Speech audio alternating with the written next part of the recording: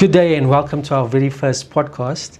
And my name is Kurt Winter, and we're very privileged to have Sheldon Thatchell from Legends Barbershop. Sheldon, welcome.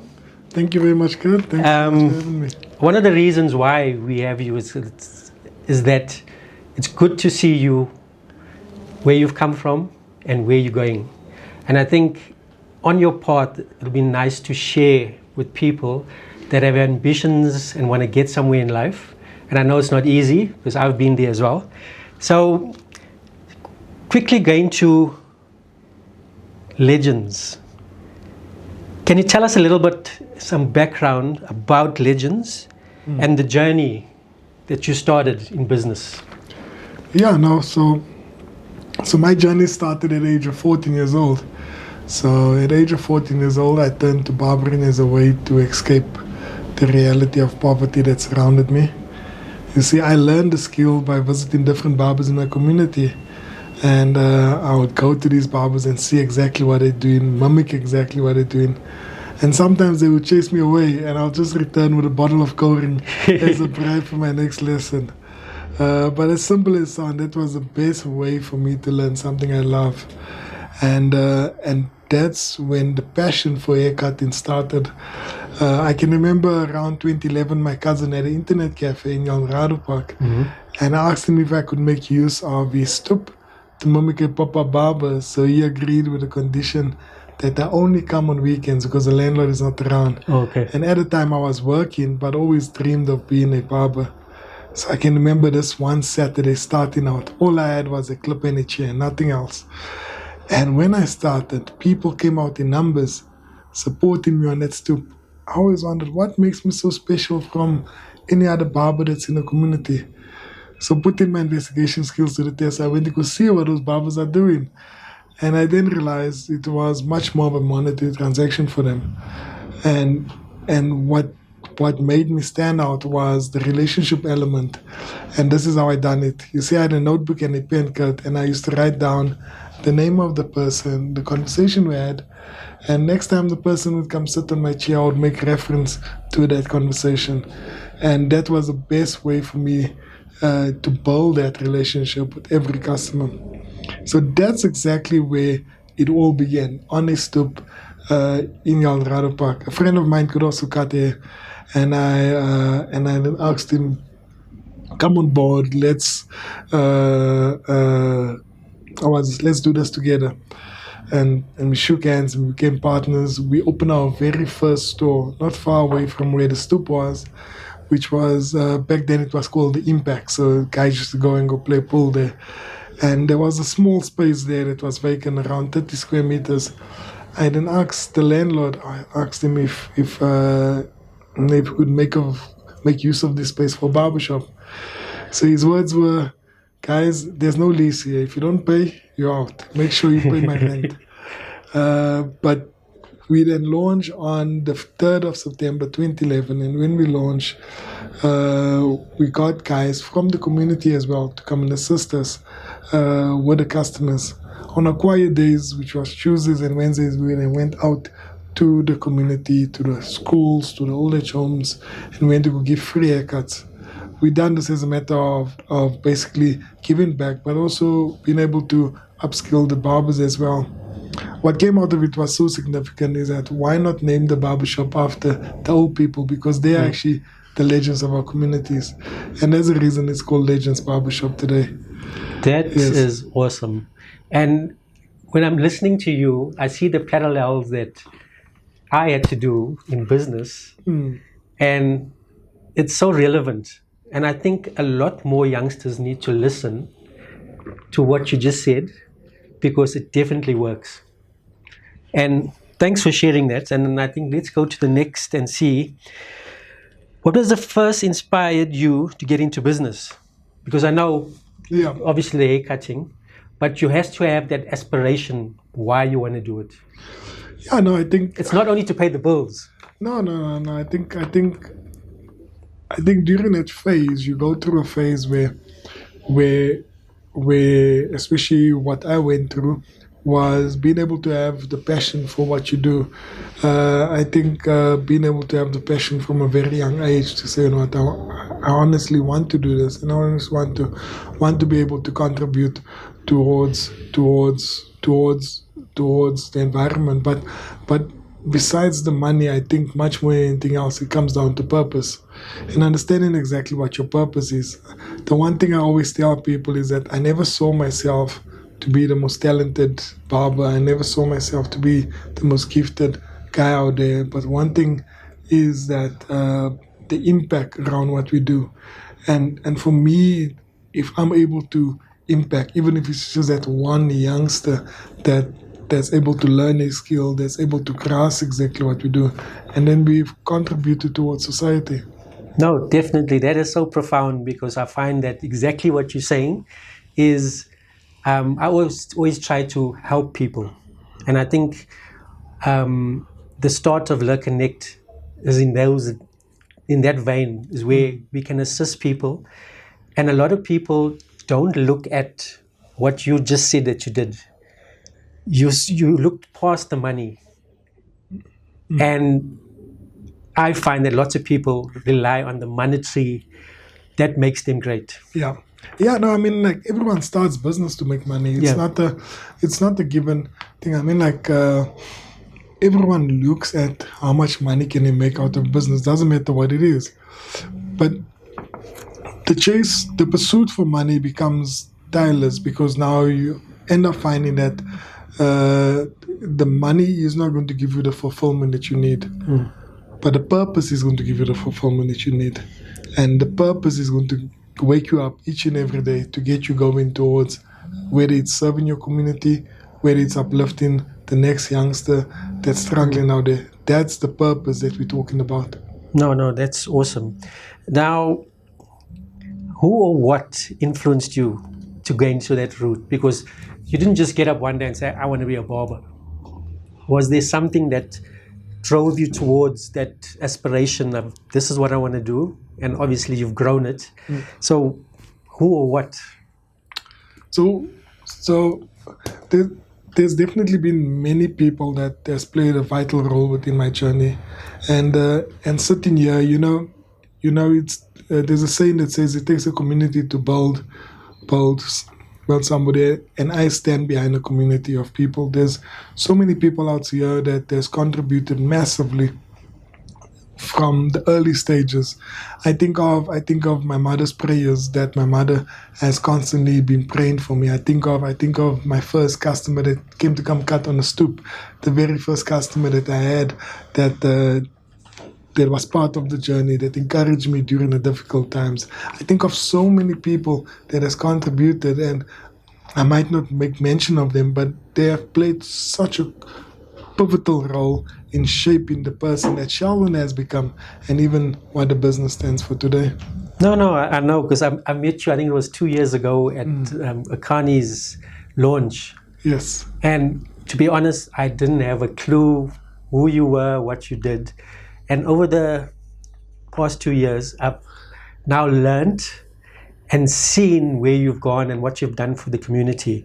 And I applaud you for that. If we have a lot more people, hopefully our youth will see what you're doing, and they can take lessons or a line out of what you're doing. And I think it'll make it a different and a better place to live in. I think much more than anything else, Kurt. If you think about it, it's in all honesty, if most of the time we look down on the youth that's in our community, and I think it's fair that the perspective is there, but I think if we put ourselves in these youngsters' shoes, and we put ourselves in the shoes of the young Sheldon that is now graduating from a trick and doesn't know exactly what he's going to take on, he doesn't know where he's going to go to. I think it's quite sad if we think about it, that these kids don't have an opportunity. They don't have hope. They don't have the ability to say, you know what, I have a bursary that awaits me. I have a I have things that awaits me. Based on the conditions where we come from, I think being able to dream past our circumstance does become a bit hard. And I think as people basically standing where we are right now, we must be able to at least be able to foster those dreams that they currently have and say, how are we able to contribute? How are we Most able to definitely. help those dreams come true? No, it's so true. But also, you look at our youth today; they want to be given everything, and I find that you need to work towards it, because it's only going to manifest if you work towards what you want. Nobody, Father Christmas is not going to come and say, "I like your face." There you go. No. I definitely agree what you say, and there's nothing that I think Proverbs says it so clearly. It says that lazy hands make it poor, but diligent hands bring wealth.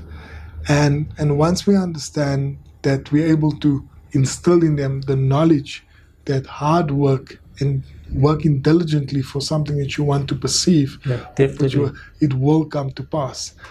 But like you said earlier, it comes down to, are we able to at least help them go in such a route and guide them in that path that they should go? No, that's so true. So one of the things that like most people don't know about me, that I'm dyslexic. Yes. And for the people that don't know, is I have a problem with reading and spelling. Yes. And yes, going through school, it was a hindrance, but my way out was I was good at art and I was good at sport. Yes. But what about the kids that don't have that? It doesn't mean you're going to become nothing. You have to apply yourself and go forward and make it happen. And it's not easy. Yeah, it's definitely not easy. I can imagine in your situation where you're dyslexic and you're unable to read certain things, and it does become frustrated for you to do that. No, it is. And one of the games that I played for a long time Yes. was hide and seek.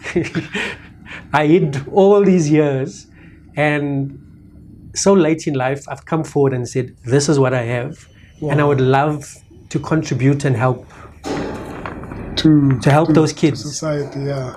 But That's something that I definitely feel that you have to share with people out there as well. it's not easy sometimes, but you know what? Nothing's easy. You Yes. have to make it Yeah. pliable for yourself, Yeah. and you got to apply yourself. Yeah. So, and I've seen that you've done that type of thing where you've given people that opportunity where they can come and learn and show that they can do something. And I just watched one of the, I think you were talking to a youngster in Cape Town, and he's originally from Johannesburg, and the difference he's made, and just listening to you speaking to him and your interaction, I think that youngster has something. Yeah. He can speak to people. Yeah. He can share what you've started. And I think that's important to me, is that you find those uncut gems and you make them shine Yes. in years to come. Yes. So I think I'm going to pick your brain a bit more. When you were young, did you have mentors that you looked at and said, or you listened to them and said, that's the way they did stuff and that's how you want to apply? Can you give us any? There's like I said earlier, there's so many people. There's so many people that have shaped Sheldon, and whether it is the people from the community where I'm from, whether it is the churches that I attended, the pastors that I engaged with, whether it is my home cell leader that actually showed me a very principle of what to do, that basically Colossians 3 verse 23 says, whatever you do, work at it with all your heart as you're working for God and not for men.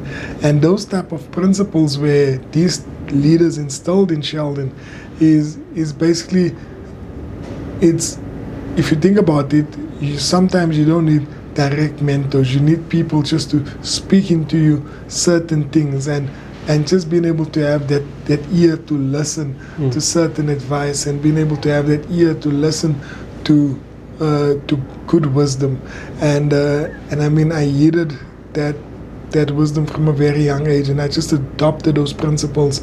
Where like for example, I shared with you the story of being able to go to the old age homes and just hearing stories from old people that has walked the journey of life and how they feel right now.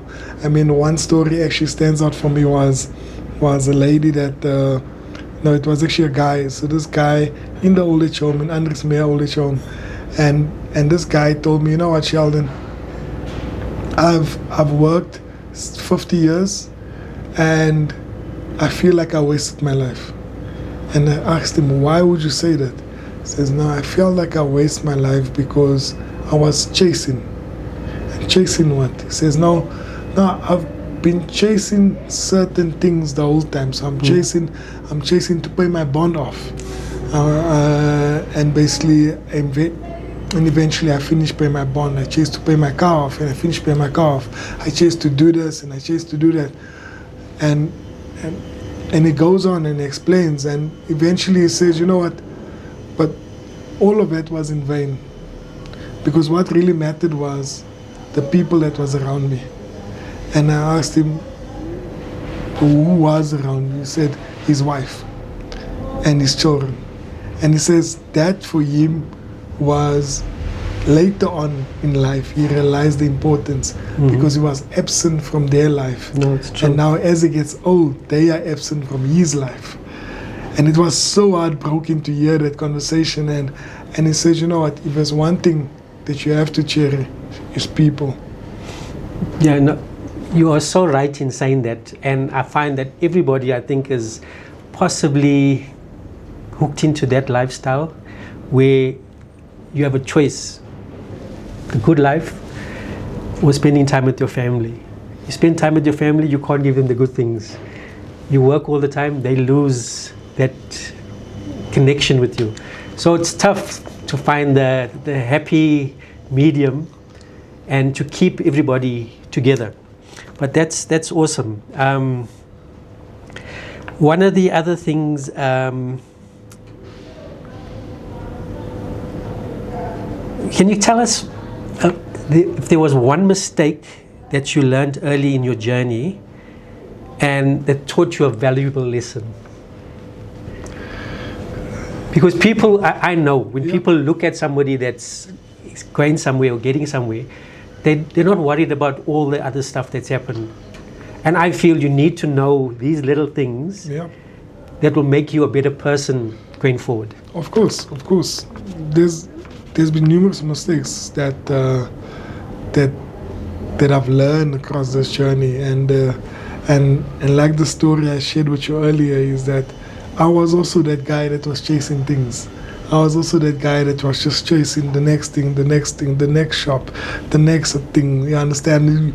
You're chasing this rat race, and you're constantly chasing, and then you come to a point where you drift away from, like, the kids, drift away from the wife, drift away, and basically it has come to that point in my life as well, where that drift took place, and I was at least conscious enough to realize that I need to be able to rectify it, because one thing is that you can have all of that but still lose everything. You understand? There's a verse that says, what does it profit a man if he gains the whole world but yet you lose his soul? Yeah. And I think for the biggest lesson that I've learned is definitely basically being able to cherish the people that surround you, because those are the people that's going to be there.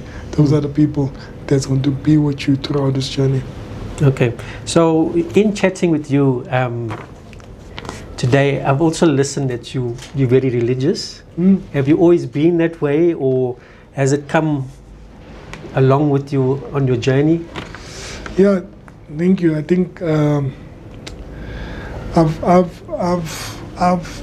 tend to realize that there's certain things that really matter in life, and I think my relationship that I have with God is something that I truly value. You understand? Because I understand that the relationship that I'm able to harness with God on a daily basis, that's something that it's basically the way I walk, the way I do things, the way I speak, and all of these things translate towards my relationship with God. So, so it goes back to that scripture. It's basically whatever you do, do it unto God. And I definitely believe that the way I treat you today, Kurt, you must say, that there's something different about that young man, but I don't know what it is. I can't put my finger on it, but it's that's how God works within us. You understand, and it's not us. It's just if we ought to surrender our lives to Him and let Him work perfectly within us, and then we understand that God is not only available on Sunday, but is available every day of the week, and it's up to us to live our life according to how He wants us to live our life. So I think that has been one of the biggest revelations in my journey as well, and I wouldn't say it's religious, but it's much more relationship that you have. Yeah. So I'm looking at the next question I was going to ask you was about being motivated. Yeah. And I think you just answered it, because, listening and watching you prior to this talk is that you always promoting the religious type of thing. I went to a Catholic school. I was an altar boy. I went to Israel, and I have to be honest, I'm not saying that I forgot religion, but I'm more spiritual. What you're saying is so profound, and it's true. It's just I see things differently, but when you look at it, it basically means the same thing. So my thing is that I would rather speak directly with him than with a pastor type of thing. There's nothing to do with the pastor. It's just me as a person. That's my. No. I don't disagree with what you're saying, Kat. I think we all walk this journey, and it's only for you to testify exactly your relationship with God. You understand? I mean, everyone walks this journey, but I feel that in all honesty, based on the relationship that I've experienced and based on what I've noticed, is that God is the way, the truth, and the life, and whoever comes to the Father knows that He is there, and this is something that we actually live our lives according to how He wants us to live. And I know it's a bit touchy, but it's on that. Yeah, it's basically on that, just to say that God is there for everyone. It doesn't matter who you are. I mean, I find that even if I speak to Him, whether I'm in the shower, whatever I'm doing, as I see it, He would hear it. You don't have to go and formally go to church and then now I'll listen to you. So that's the way I am, and I don't like to knock anybody for what they do. If it works for them, it works. But it also has to work the other way as well. But thanks for touching on that. When it came to your growth and that type of thing, what was your turning point that helped you in your business? Because, when you start a business, it's not always a bed of roses, and I know. I've done a roller coaster. I hate the roller coaster, but one day I'm up there, next day I'm down here. So what was it like for you? In the beginning? During your course, because I know there was a clip that I've watched, and you said you just got married when you came back. That was also like, wow, you don't expect that when you come back. Yeah, no, there's definitely been so much setbacks. I mean, there's been setbacks where you ask yourself, are you doing the right thing? Like, for example, like the example of the time when we were doing when I came back from honeymoon, the doors were closed, and I thought to myself, what, is this really what God wants me to be? You understand? I mean, I left Barbara, and right then I picked up. I said, I'm no longer cutting hair. I'm no longer going to do this. and this was around 2011. And to say this, I think when something is meant for you, it will definitely come after you, and you just feel joy in doing it, and you just feel purposeful in doing it. So fast forward around 2013, I then decided to give into the calling, and when I gave into the calling, I got myself a scooter, and after hours went to visit customers and basically cut hair on the mobile and be that type of barber. And the following year, 2014, I then relaunched Legends. See, so what you just said, when I think about that, that's thinking out of the box. I know lots of people will get to the point and say, this is not working for me. I'm throwing in the towel, I'm giving up. And I was pretty much the same. Whereas when I got to certain places, family members would say to me, why do you want to do this? Go and work for a boss. And I was like, now, you're going to read in the newspaper, the boss killed me or I killed the boss. So leave me on my journey. And yes, there was a 14-year period that I paid my bills, but I just needed that break. And contrary to what people were saying, I continued to do what I felt was good for me. And when I least expected it, the breakthrough came and it happened. And it doesn't mean it's the end of it and it's going forward, it's a bed of roses. You still have to apply yourself and work hard. But no, that is awesome, and thanks for that. So one of the things is that I've always been into is my sport. It was my way out of school, and I've always applied, and you find that when you finish school, you kind of forget about the sport. Yeah. And I continued. I mean, I cycled from Durban to Cape Town, Joburg to Durban. I did a lot of miles. That's a lot, huh? From Durban to Cape Town? Yes. How many kilometers was it? I think it's 9,000 kilometers. Huh? And it was 8 or 9 days, and then we had a 2-day rest period, and then we did the August. Oh, same time afterwards. So only 2 days rest. Yeah. We did the August, and I finished, I think I was 450th. Yeah. My training buddy finished 45th. I had diarrhea on the day.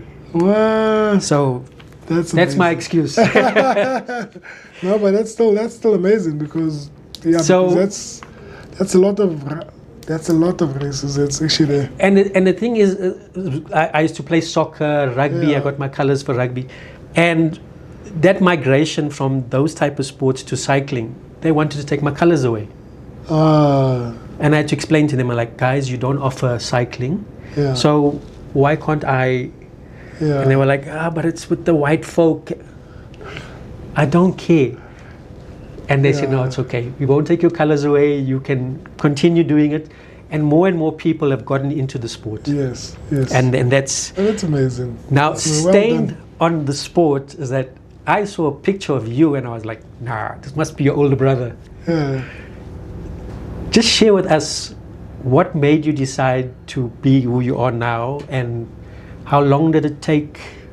I know, because getting fit doesn't happen overnight. If you could just elaborate and let us know. Yeah, no, so I mean, I've been on this journey for like 18 months, but I'd like to share you a story. Back in 2024, I attended a race called Township Marathon back then in Eldorado Park. And when I attended the race, that was part of my journey getting into this whole feeling fit and everything. I was like, you know what, let me just do it for the sake of doing it. And when I ran it, I was so surprised being able to see the community stand by, support it as much. And back then there was just about 800 runners. And I said, you know what, I want to be part of this race. That same year, around the November of that year, I actually got an award. It was an award by Business Partners, Entrepreneurship of the Year. I got about 250,000 cash, and basically I took that money and I said, guys, I actually want to invest this money into the Township Marathon and rename it Legends Township Marathon. So talk about fitness, that's around where the fitness journey actually started. And I think much more than anything else, I go that would be able to make change within the community, and this being the only vehicle that takes place in the community of our only event that actually shines and speaks about, and we all know sport has the power to change. And I said this is going to be a vehicle that's going to change the whole community moving forward. So when we came back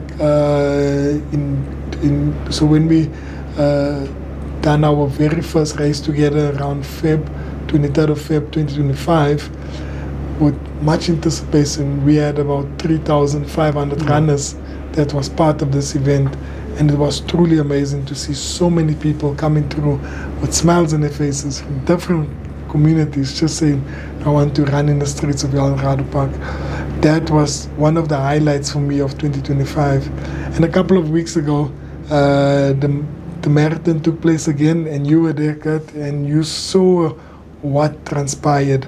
I mean, being able to sold out tickets of 5,000 runners. That's Some awesome. people say it's more, but but let's keep it at 5,000 because we don't want to ruffle some feathers. But there's about 5,000 people that came, and the people that came to the community, majority of the people is people from outside. I mean, there was say approximately 5 different countries that came through. There was people Wow. from China, people from Kenya, from Zambia. There's people from Lesotho, and also different provinces as well that came to participate within the marathon. What this done actually for the community of Eldorado Park, there was around the community, there was people the night before that was looking for places to sleep at. You understand? So they're looking at, okay, where are we able to sleep? Where we're able to stay, and you talk about tourism. That's basically bringing tourism into the community. Our people are looking for a place where they can stay. People are looking, and the day of the race took place, and what an amazing experience! So many people came through. Being able not to see only the runners enjoy themselves on the route. I mean, like if you ran the race, you saw the whole community light up, and there was kids in the street, there was a whole festival, people were having church on the side of the road. I mean, that was truly special. And I was there to witness Yes. it, and I saw it, and I met some of the youngsters, and they were so helpful. They came in and said, "Uncle, can we help you put up your stand?" And I was like, "Okay, sure." And yes, I know I was a youngster as well. They were also looking for a couple of bucks, but it was fine. They were there to help. And we said, well, my wife Trudy said to one of the youngsters, "We will make you a soccer kit." Yes, that's beautiful. And I don't think they've called, because I said, please call and send us some information so we Yes. know what we're doing for you. Yes. But that still stands. But if they're watching the show, they must tell them. No, to call. most definitely. Yeah, Most but that's definitely. exactly it. And like you highlighted, this year was very special because we incorporated something that we didn't do much last year. This year we had about 36 vendors, vendors, and these were also local businesses mixed with big Big businesses that were also part of these businesses that was exhibiting their service, their product, and majority of these guys were sold out. And Yes, I they saw said, that. Yeah. And they said, you know what, thank you for this opportunity, because we never anticipated there's going to be so many people that will actually come buy our product, that will actually support us. And that is basically igniting the township economy, because those entrepreneurs are from the same community and they want to be able to grow their business. And that was really special, being able to see that take place. And the whole day was a festival. I'm not sure if you noticed, the kids that were there, they were busy doing exercises. There was the Virgin Active that was there, busy doing stretches and stuff. There was so many different vendors that came through and just said, you know what, let's just give things for free. The guys from Elders gave out free Kusistas. I don't know if you had a Kusista, but I had a Kusista. I'm telling you, it was just nice. It was really special, and for once the community came together. For once the community stood for something that is really changing. And you know, the fact that change happened and people have hope that, you know what, something good can come out of a community. No, definitely. That's exactly what it is. Because everyone went on social media, everyone spoke about, if you go on TikTok and you go Legends Township Marathon, everyone was talking about Eldorado Park. And that was truly special, and being able to be part of this amazing race just showed us that the possibilities that can take place when we all come together as a community. Most definitely. My ventures to Eldorado Park is to drop off staff, and your event was, we went there the day before and we were like, wow, there's so many vendors, and we got there early and we set up, and the people, the youngsters were there the entire day. Come past, hello uncle, how are you doing? You need anything? And to me, that was awesome. Yeah. It's pretty much as the same community that I grew up in Newlands East in Durban. And I must say, there's a friend of mine that's down there. She started a running club, and I'd like to assist them in getting them noticed. If we can get a sponsorship for them, it'll be great. Because to me, sport is, I find that if I'm not active, my brain doesn't want to function. And when I'm going through a tough time, it's easier said than done. Yeah. But I find if I get on my bike, go for a walk, go for a run, it just makes that difference. Yeah. And I think a lot more people need to do that. No, definitely. I mean, like, there's just to share with you a quick story before we go. There's a kid. So basically, I attended one of the park runs. So basically, also the park runs that takes place in the stadium, and I saw this kid come through, and he finished around 7th place. And as this kid, was a small kid, around 12 years old, and this kid finished around 7th place. But guess what shoes he has on? He has old Crocs that he maybe bought by China Mall, and he finished 7th place. Yep. And I told this kid, you know what? Let's do something. This was before the marathon, and we bought him a pair of shoes, Adidas shoes, Akani Simbini, even signed the shoes from him, gave it to him, and you know what was special is that kid ran his very first race in the Legends Township Marathon, and that's the type of impact that we're talking about, because that kid can be the next Akani Simbini. No, most definitely, and people don't see that. You always got to put in a bit to get what you want. And I know I've always been active in sport and that, and it makes a difference. And that's what. So in closing, what keeps you passionate about what you do today? Because it's obviously as a businessman, you know, the money and that, but there has to be something that drives you. So as you can hear, I'm truly passionate about people. I'm truly passionate about bringing hope. I'm truly passionate about creating opportunities, and this is what I'm called to do. And I feel that as much as opportunities as we can create, as many hope as we can create, as many doors we can open, that is something that wakes me up in the morning. Because what does it profit a guy if he gains the whole world but yet loses his soul? And we find ourselves in a situation where we're much fortunate and we're in a better position where we were. But what are we able to do with what we have to create a long-lasting impact on the lives that's out there? Because let's be honest, people are struggling out there. The youth unemployment is standing at 68% and nobody's fixing it. There's people that's going home tonight and don't know what they're going to eat tonight. There's people that is struggling with the means that they have. And you know what's sad is that we can't look at anyone else. we have to be able to be the change. We have to be able to create the change. We have to be able to say, let us make a difference. Because if we don't do it, who's going to do it? No, definitely. And just, before we close, I know that everything starts with yourself. People always look and say, oh, that guy doesn't want to help me. It's not about that. It's not his duty. If he wants to help you, it will be great. But you have to apply yourself. And I found that speaking to people that have made it in life, just speaking to them, what they would tell you, like you just told me, there's certain things that I can relate to and it makes sense. And I think a lot more of the youth need to think about that. People can love you. They're not going to say, come on, I'm going to give you a business. You have to work at it. And I think Thank you. People need to think about that. One last thing before we go.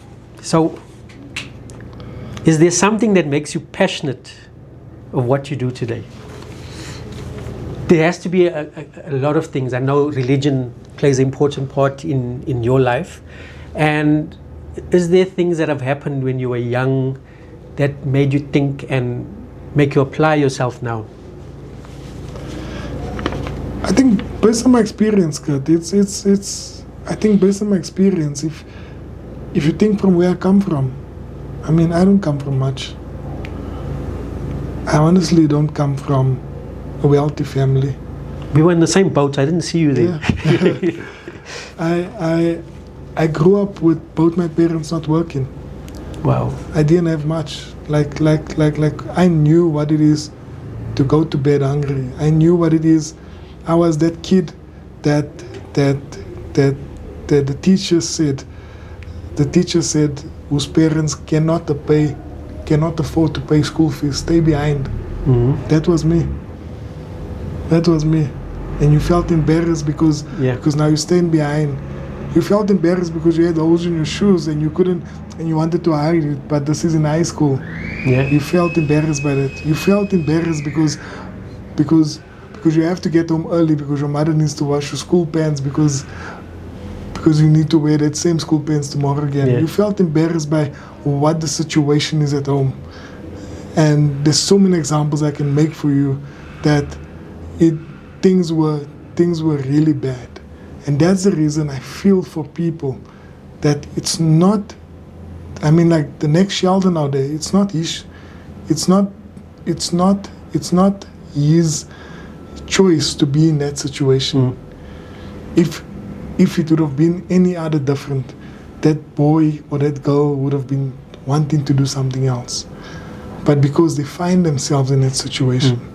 So that's the reason why I'm so passionate and I have such a heart for the youngsters out there. I have such a heart for people that would like to see change within their lives because I know what it is not to have. And if we are able to speak the same language and understand exactly where people come from, hopefully we can change a couple of lives. No, that is awesome. And together with Learn Connect, what you're saying, I'll put it forward to people out there that are in a difficult place and would like to talk about where they're at. I'm not guaranteeing that it's going to change their livelihood, but by listening to where we've been, that could just spark something that can change where you want to go. And that's what we want for our community. Don't chase the money and all that.